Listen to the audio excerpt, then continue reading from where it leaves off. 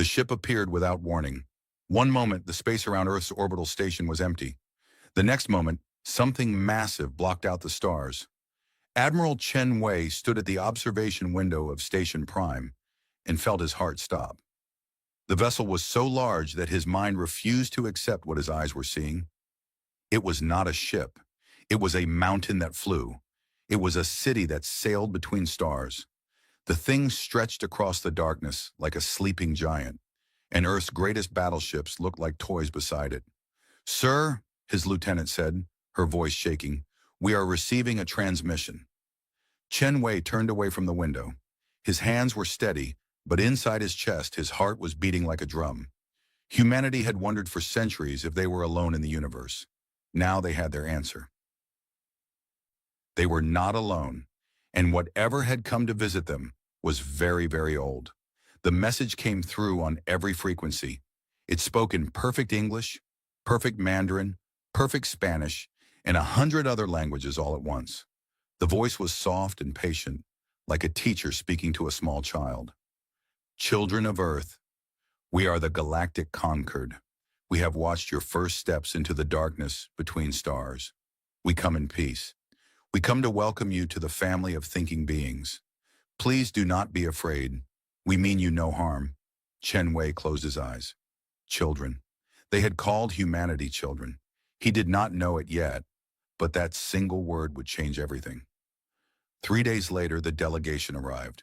The United Earth Council met them in the Great Hall of Geneva. Every leader of every nation sat in their seats, dressed in their finest clothes. They had prepared speeches. They had practiced their words. They had told themselves that they would meet these visitors as equals. Then the visitors walked into the room, and all those preparations meant nothing. There were 5 of them. The first was tall and thin, with skin like polished silver and eyes that held the light of distant stars. The second was short and round, covered in soft fur the color of autumn leaves. The third had no legs at all, but floated on a cushion of shimmering energy. The fourth looked almost human, except for the 4 arms and the patterns that moved across their skin like living tattoos. The fifth was the strangest of all. They had no fixed form. Their bodies shifted and changed with every step, sometimes solid, sometimes liquid, sometimes something in between. Ambassador Thesra of the Valorian Dominion stepped forward. She was the silver one, and when she moved, it was like watching water flow. Her voice was gentle and kind, but there was something in her eyes that made Chen Wei uneasy. It was the look of an adult watching a toddler try to walk. "Thank you for receiving us," Thesra said. "We have traveled far to meet you. The Galactic Concord represents 4,000 spacefaring species. We have existed for more than 200 million of your years. In all that time, we have seen many young species take their first steps into the cosmos. It brings us joy to welcome another." Secretary General Maria Santos rose from her seat. She was a small woman with gray hair and sharp eyes, and she had led humanity through 2 wars and a climate collapse. She was not easily impressed. "We are honored by your visit," she said. "Humanity has dreamed of this moment for as long as we have looked up at the stars. We hope this is the beginning of a friendship between our peoples." Thesra smiled. It was a warm smile, a genuine smile. But it was also the smile of a grandmother watching her grandchild show off a finger painting. "Of course," Thesra said, "we offer humanity developmental protection. This is a program we have used for thousands of young species. We will guide you. We will teach you. We will keep you safe as you grow." Chen Wei felt something cold settle in his stomach. Developmental protection? She made it sound like galactic foster care. "What exactly does this protection involve?" he asked. Thesra turned to look at him. For a moment, something flickered in those star-bright eyes. Surprise, perhaps. "Young species rarely ask questions so directly." "Many things," she said. "We will share knowledge with you when you are ready for it. We will protect you from the dangers of the galaxy, of which there are many. We will help you avoid the mistakes that have destroyed other young civilizations. In return, we ask only that you accept our guidance, that you trust in our greater experience." "And how long does this developmental period last?" Chen Wei pressed. Thesra's smile did not waver. "That depends on the species. Some mature quickly, some take longer. The average is perhaps 10 million years." A murmur ran through the hall. 10 million years. Humanity had only existed in its current form for 300,000 years. They had only built cities for 10,000. And this alien was talking about 10 million years of being treated like a child. "We have built ships that sail between stars," Secretary General Sano said carefully. "We have cured diseases that once killed millions. We have touched the moons of Jupiter and the rings of Saturn. We have done all of this in less than 500 years. Does this not suggest that we might mature faster than average?" The floating alien drifted forward. Their name was Varin, and they had been old when the first dinosaurs walked on Earth. Their voice sounded like wind chimes in a storm. "Every young species believes they are special," Varin said. "Every young species believes they will grow faster than those who came before. This is natural. It is even healthy in a way. But belief does not change reality. You are young. Your technology is primitive. Your understanding of the universe is limited. These are not insults. They are simply facts." Chen Wei felt his jaw tighten. He looked at the alien ships floating above Earth. He looked at the technology that humanity could not begin to understand. And yet something bothered him. Something did not fit. "Your ships," he said. "How old are they?" Thesra blinked. "I do not understand the question."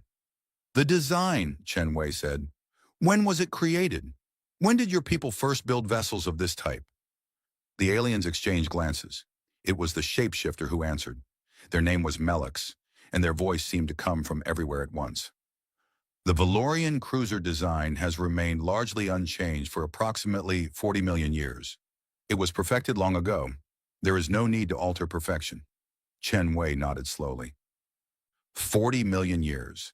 The same design for 40 million years. He thought about human history. 500 years ago, humans had traveled in wooden ships powered by wind. Now they sailed between stars. And these beings, with all their power and all their years, had not changed their ship design in 40 million years. Something was wrong here. He did not know what it was yet, but he intended to find out. The negotiations continued for weeks. Humanity was given a choice, though it was not much of a choice. They could accept developmental protection and become part of the Concord as junior members, or they could refuse and face the galaxy alone, without allies, without protection, without the knowledge that the elder races had gathered over hundreds of millions of years. Most human leaders wanted to accept. The benefits were too great to ignore. Access to medical technology that could extend human lifespans by centuries. Access to energy sources that could solve Earth's power needs forever. Access to knowledge about thousands of alien worlds, thousands of alien cultures, thousands of alien ways of thinking. But Chen Wei remained troubled. He spent his nights reading everything the Concord provided about their history. He studied their art, their science, their philosophy. He learned about the great achievements of the elder races, the wars they had fought, the peace they had built. And he noticed something strange. The history of the Concord was rich and detailed.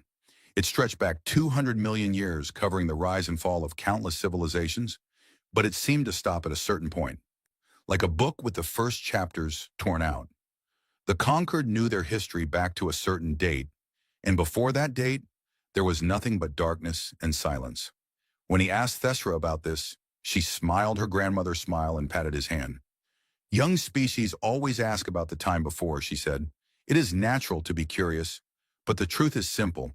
Before the Concord, there was chaos, scattered species fighting among themselves, destroying each other, burning out like candles in the wind. The Concord brought order to this chaos. What came before does not matter. Only what we have built together matters." Chen Wei did not believe her. He had spent his career reading people, and he knew when someone was hiding something. Thesra was not lying exactly, but she was not telling the whole truth either. He dug deeper.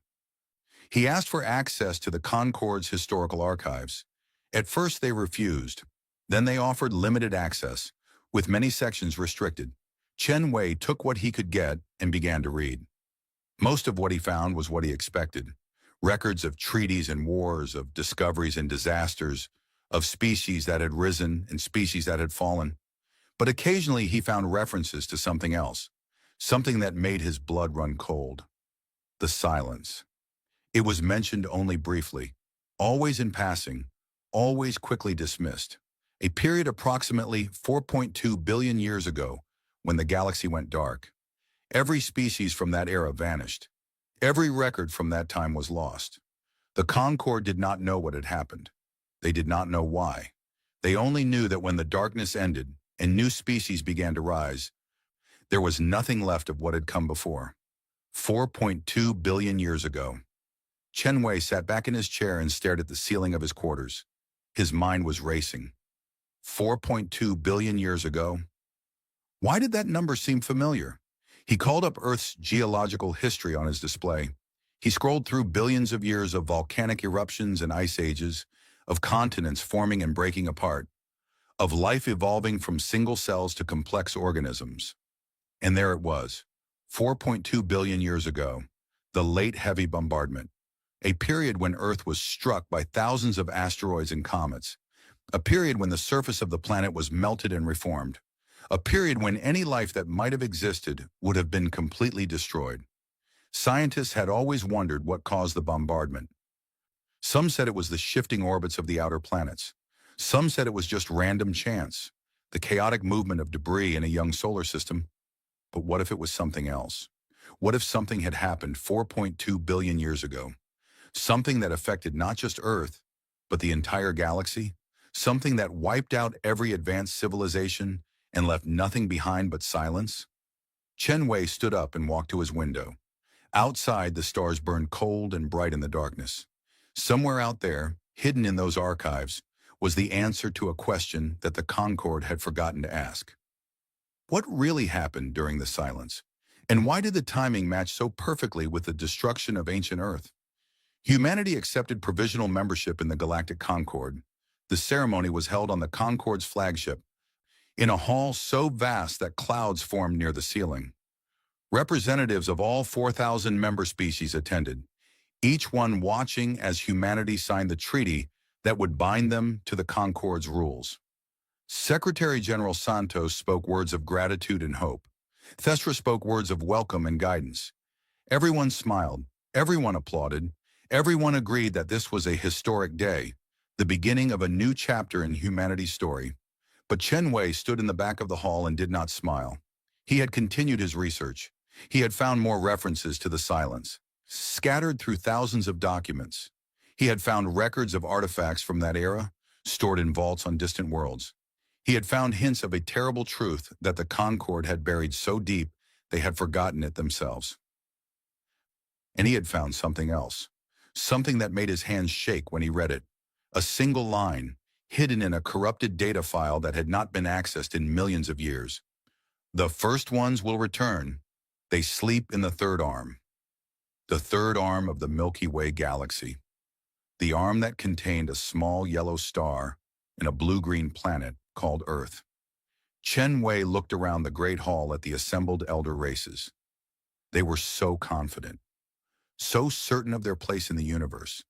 They had existed for hundreds of millions of years. They had seen young species come and go. They thought they understood everything, but they did not understand this. They did not understand that somewhere in their own archives was evidence of a truth so shocking that it would shake the foundations of their civilization. Humanity was not young. Humanity was something else entirely, and Chen Wei was going to find out what. The ceremony ended. The delegates returned to their ships. Earth began its long journey as a junior member of the Galactic Concorde. Thesra met with Chen Wei before she left. She seemed pleased with how everything had gone. She smiled her warm smile and offered him her hand in the human fashion. "You have questions," she said. "I can see it in your eyes. Young species always have questions. This is good. Questions lead to learning." "I have many questions," Chen Wei agreed. "I hope the Concorde will help me find answers." "We will try," Thesra said, "but some answers take time. Some answers require patience. You are young, Admiral. You have much to learn." Chen Wei nodded. "I am sure I do." Thesra's ship departed, sliding through space with the grace of a swimming fish. Chen Wei watched it go. He thought about everything he had learned. He thought about the silence and the first ones and the sleep in the third arm. He thought about how confident the elder races were, how certain they were that they knew everything worth knowing, how sure they were that humanity was just another young species, stumbling through their first steps in a universe they did not understand. They were wrong. Chen Wei did not know exactly how they were wrong, not yet, but he knew that somewhere in the galaxy's forgotten past was a secret that would change everything. A secret about Earth, a secret about humanity, a secret that had been buried for 4 billion years. And he was going to find it, no matter how long it took, no matter what it cost. Because Chen Wei had spent his whole life learning one simple truth. The universe was full of mysteries, and the only way to solve them was to never stop asking questions. The elder races had stopped asking questions a long time ago. Humanity never would. That, Chen Wei thought, was what made them different. That was what made them dangerous. And that, in the end, was what would make them realize the truth about themselves. They were not children learning to walk. They were something far older. They were something the universe had forgotten, and they were finally ready to remember. 3 years passed. In that time, humanity learned many things from the galactic Concord. They learned how to build better engines for their starships. They learned how to grow food in places where nothing should grow. They learned medicine that could heal wounds in hours instead of weeks. The elder races were generous teachers, always patient, always kind, always treating humanity like bright children who showed promise. But Admiral Chen Wei did not forget his questions. He had built a small team of researchers, scientists, historians, linguists, archaeologists, people who knew how to find secrets that had been buried for a long time, people who were not afraid to look in places where others had stopped looking. For 3 years, they searched the Concord's archives. They followed every reference to the silence. They traced every mention of the first ones. And slowly, piece by piece, they began to build a picture of what had really happened 4 billion years ago. Then came the expedition to Koro 7. Dr. Yuki Tanaka was a xenoarchaeologist, which meant she studied the remains of alien civilizations. She was small and quiet, with gray streaks in her black hair and eyes that missed nothing. When the Concorde offered humanity limited access to the dead vaults of Koro 7, she was the first to volunteer. "What are the dead vaults?" she had asked at the briefing. The Concorde representative, a being named Thesser who looked like a walking crystal, had explained in his slow, patient voice. "They are a repository of artifacts from extinct civilizations, species that failed to survive their own development, species that destroyed themselves with war or pollution or simple foolishness. We keep their remains as a reminder and a warning." A warning of what? That even the most promising young species can fail, that survival is not guaranteed, that wisdom is more important than cleverness. Tanaka had nodded and said nothing more, but inside her heart was racing, a repository of artifacts from extinct civilizations. If the silence had destroyed species 4 billion years ago, perhaps some trace of them remained in the dead vaults. The journey to Koro 7 took 2 months. Tanaka traveled on a Concorde transport ship, surrounded by alien scientists from a dozen different species. They were friendly enough, in their distant way. They answered her questions. They shared their food. They treated her like a student on a field trip, someone to be educated and guided. She let them think what they wanted. Koro 7 was a dead world, a ball of gray rock circling a dying star. The dead vaults were built deep underground, carved into the planet's core by machines that had been ancient when the first dinosaurs walked on Earth.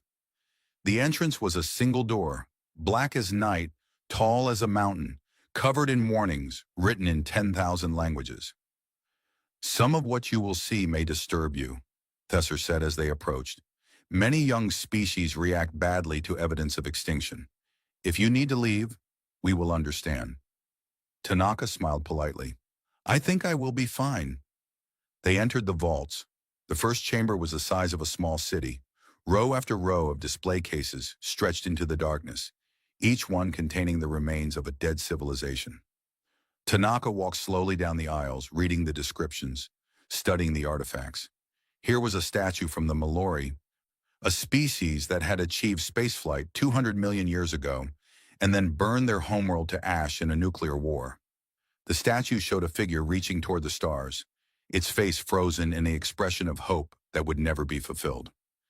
Here was a computer core from the Vex Collective, a machine intelligence that had expanded across 100 star systems before a software error cascaded through their network and shut them all down in a single instant.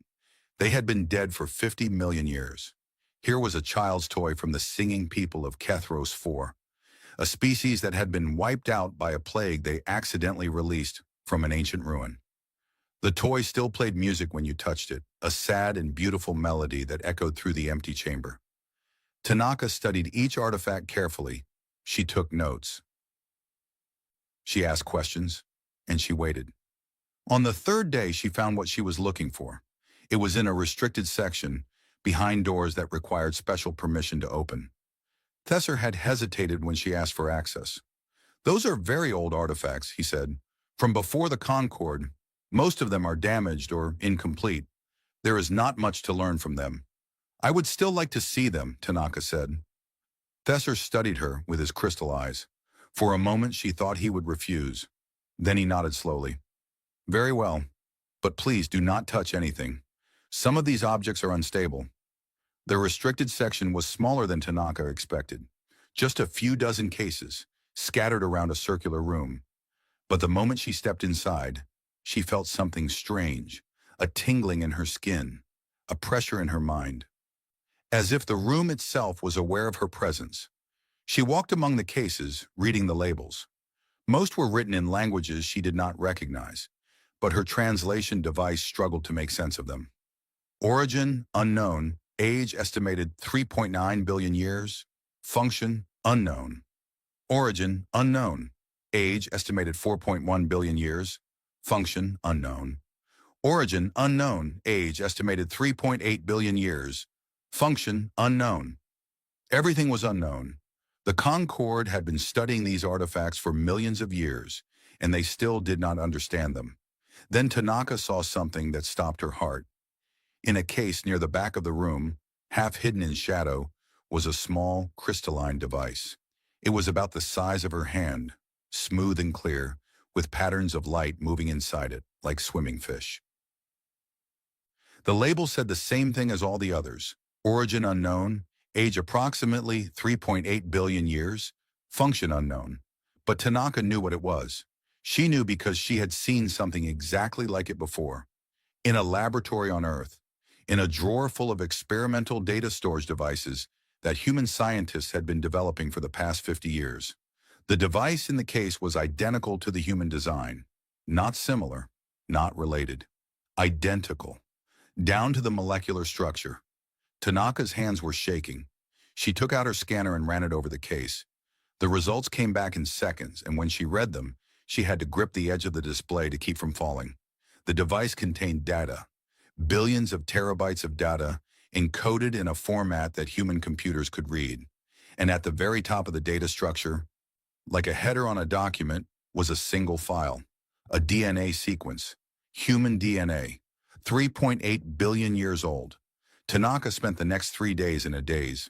She continued her tour of the dead vaults. She smiled and nodded and asked the expected questions. She let the Concord scientists explain their theories about extinct civilizations. She pretended to be impressed by their knowledge. But every night, she returned to the restricted section. She scanned every artifact. She searched for more evidence. She found it. In a case marked only with a number, she found a star map. It was carved from a material that should not exist, a crystal harder than diamond and lighter than air. The map showed the Milky Way galaxy in perfect detail, every star in its correct position, every nebula perfectly rendered. And in the third arm of the galaxy, one star was marked with a symbol, a circle with a line through it, the same symbol that appeared on ancient rock carvings all over Earth. The same symbol that humans had used for the word home in the oldest languages. The star was Sol, Earth's sun. The map was 4.1 billion years old. Someone had known about Earth 4.1 billion years ago. Someone had marked it as special. Someone had cared enough about that small yellow star and its blue-green planet to record its location in a map that would last for billions of years. Tanaka found other things too. A warning written on a piece of metal that had survived 4 billion years of decay.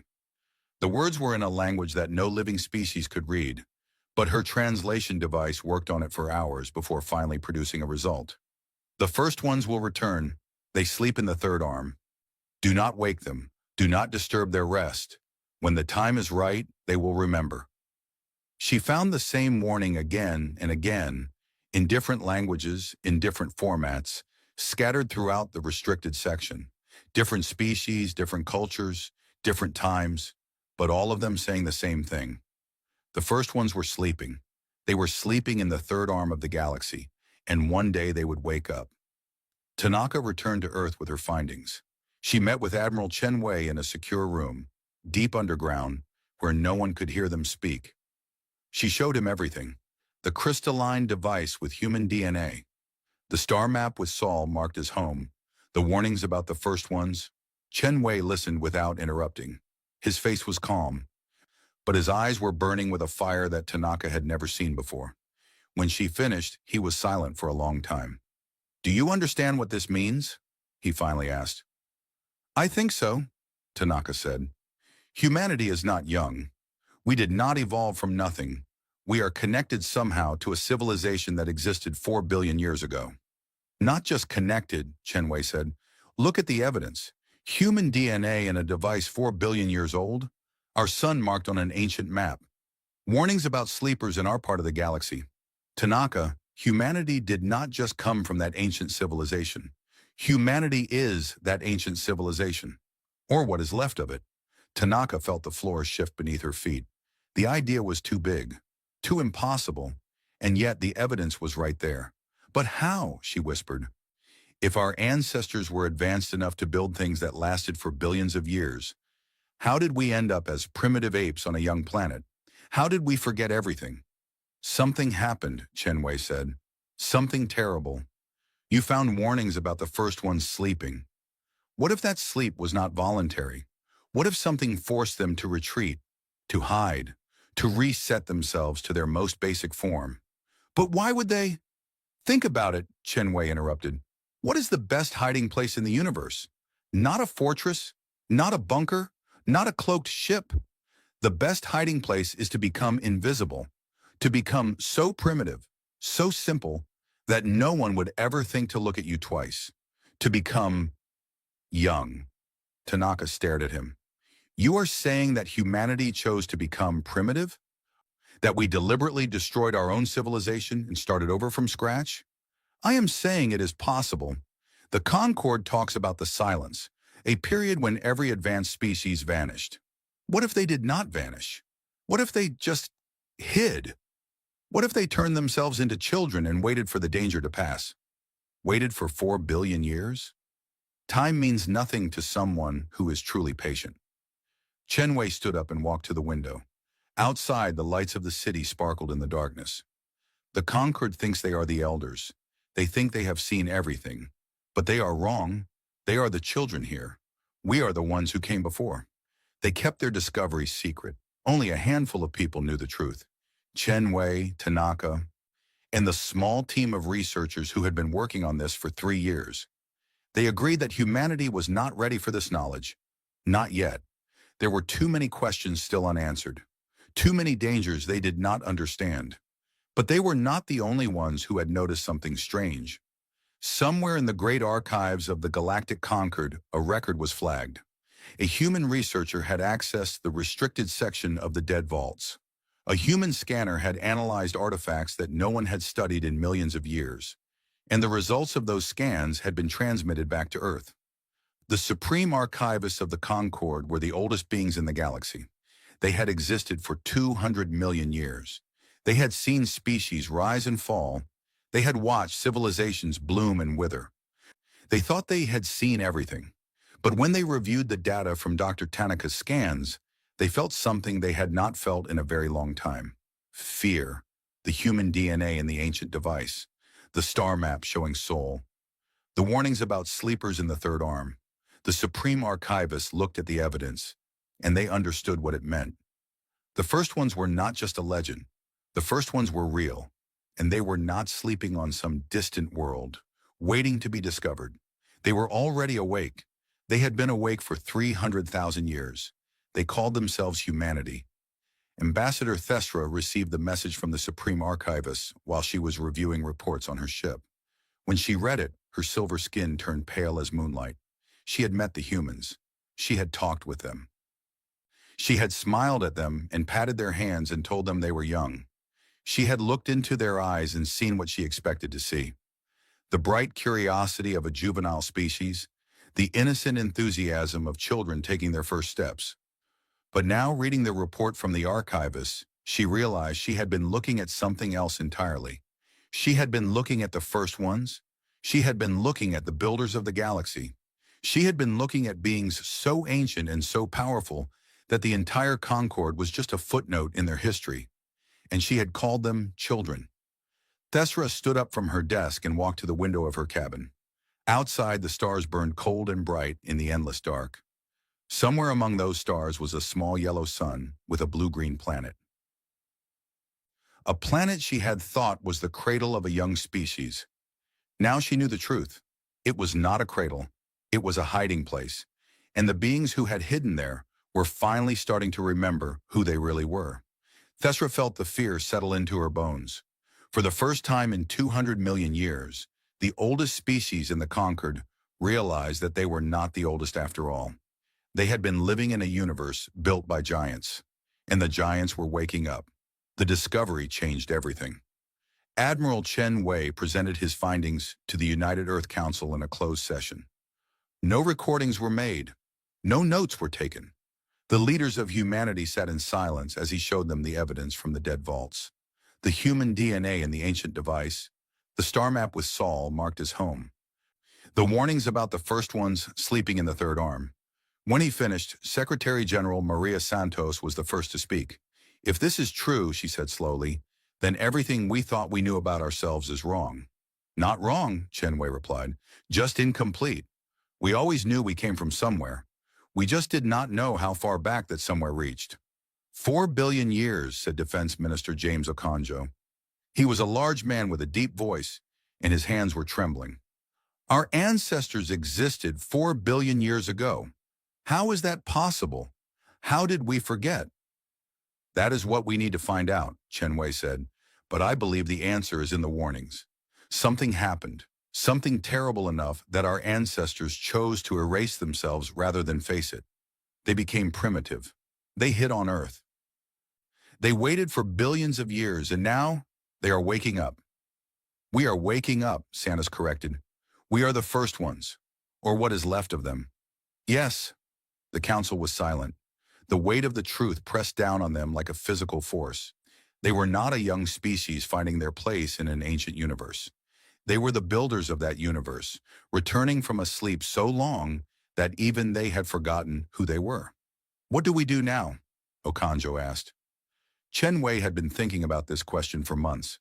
He had an answer ready. "We search," he said. "If our ancestors were advanced enough to create artifacts that lasted for billions of years, then they did not put all their eggs in one basket. There must be other remnants, other hiding places, other pieces of the puzzle. We need to find them before the Concord does." "You think the Concord knows?" Santos asked. "I think they are starting to suspect. Dr. Tanaka's scans were recorded in their systems. The archivists will review them. It is only a matter of time before they realize what we have realized. And when they do," Chen Wei's face was grim, "then we need to be ready. A young species is no threat. A young species can be guided and controlled and kept in its place. But the first ones, the builders of the galaxy, that is something else entirely. Some of the elder races might welcome the return of their creators, but others—" He did not need to finish the sentence. Everyone in the room understood. Project Genesis began the next day. It was the most secret operation in human history. Only a handful of people knew it existed. They worked in hidden facilities using coded communications, following trails that led deeper and deeper into humanity's forgotten past. And they found things. Beneath the Pacific Ocean, deep in the Mariana Trench, they found structures. Not natural formations, but engineered spaces. Tunnels and chambers, carved from rock that was older than the current ocean floor. The structures were made of materials that human science could not identify. Materials that should not exist according to known physics. And they were huge, miles across. cities hidden beneath the sea. The moment human submarines approached, the structures began to glow with a soft blue light. Doors that had been sealed for billions of years slid open. Systems that had been dormant since before the dinosaurs hummed back to life, but only for humans. When they sent robots first, nothing happened. When they sent conquered observers, the structures remained dark and dead. It was only when human beings entered that the ancient technology woke up. Dr. Tanaka was part of the first team to enter the Pacific structures. She walked through corridors lit by lights that had waited 4 billion years to shine again. She touched walls that felt warm and familiar, even though she had never been here before. And she heard a voice, not with her ears, with her mind. "Welcome home, children of the first dawn. Your long sleep ends." She stopped walking. Her heart was pounding.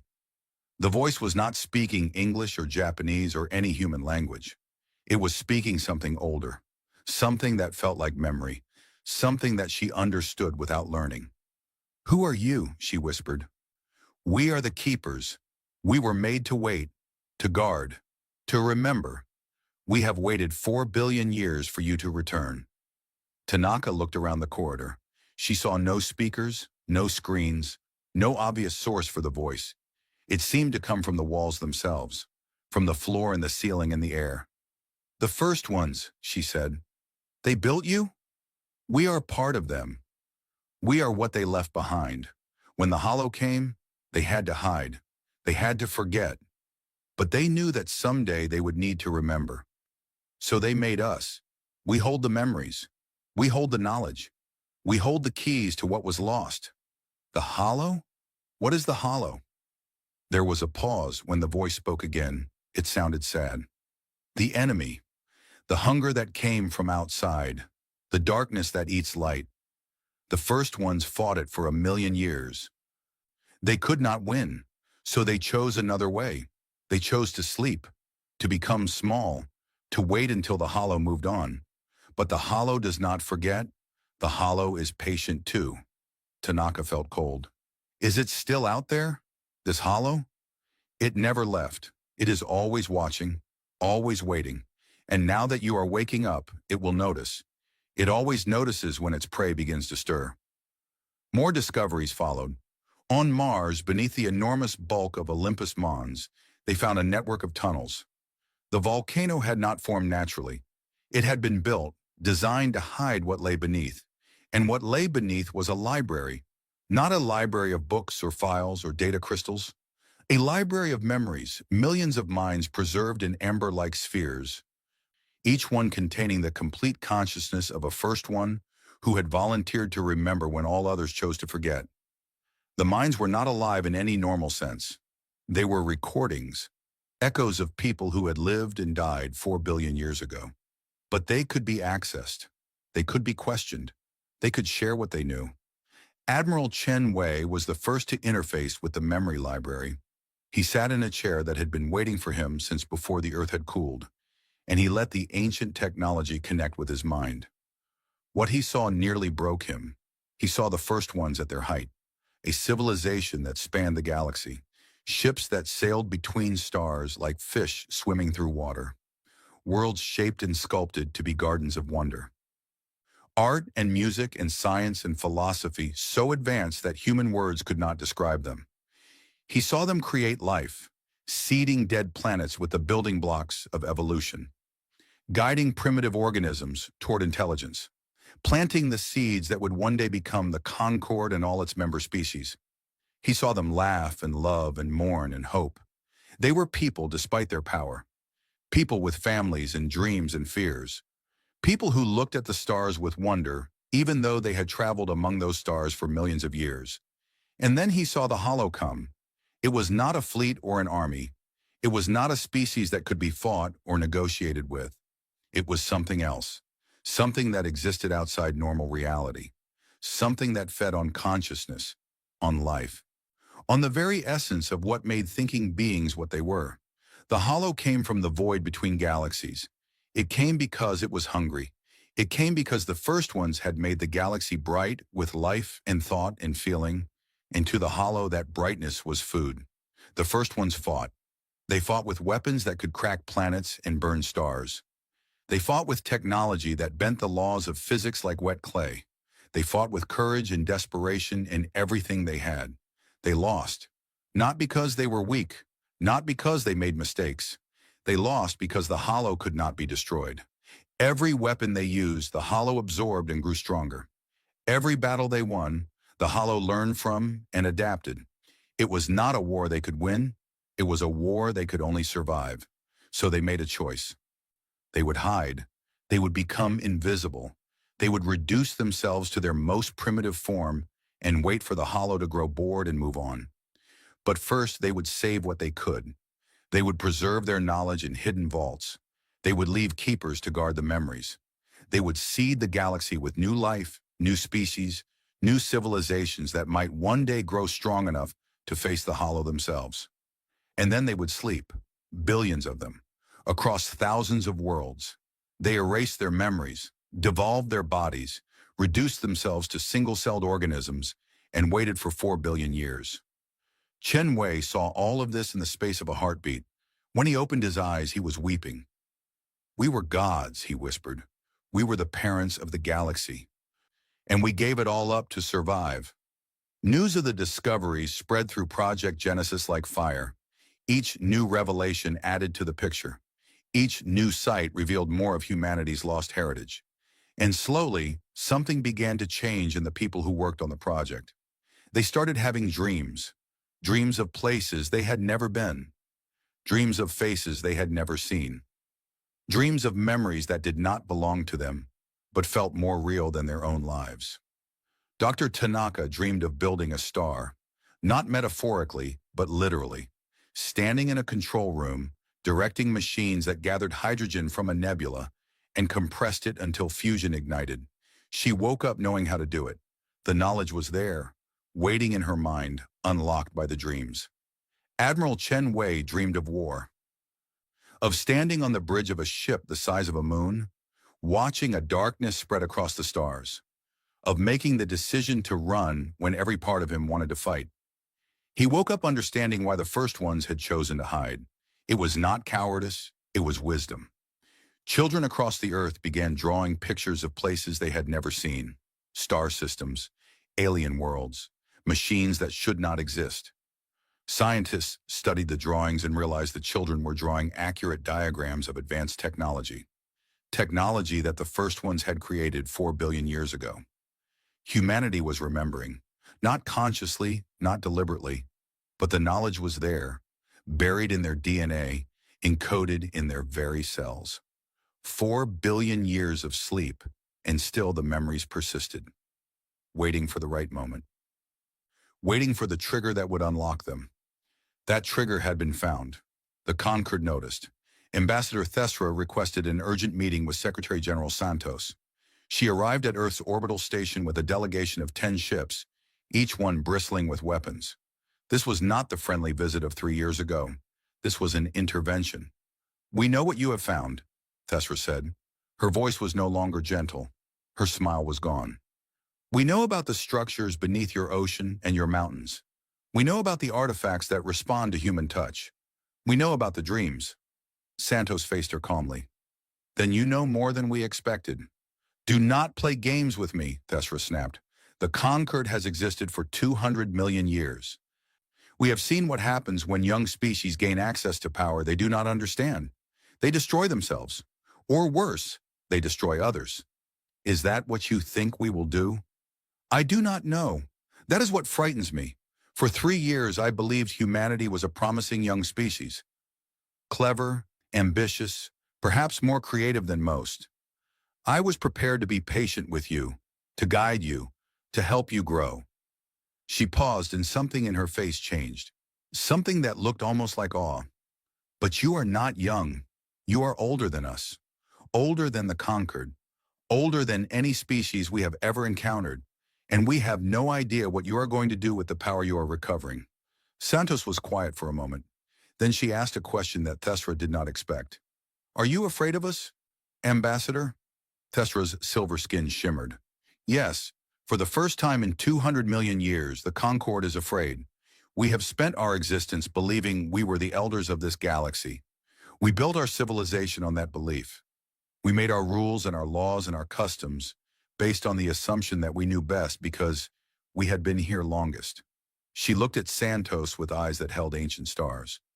And now we learn that we were wrong, that we were children playing in a garden we did not plant, that the real elders were here all along, sleeping among us, waiting to wake up. How should we feel about that, Secretary General? How should any species feel when they learn that everything they believed was a lie?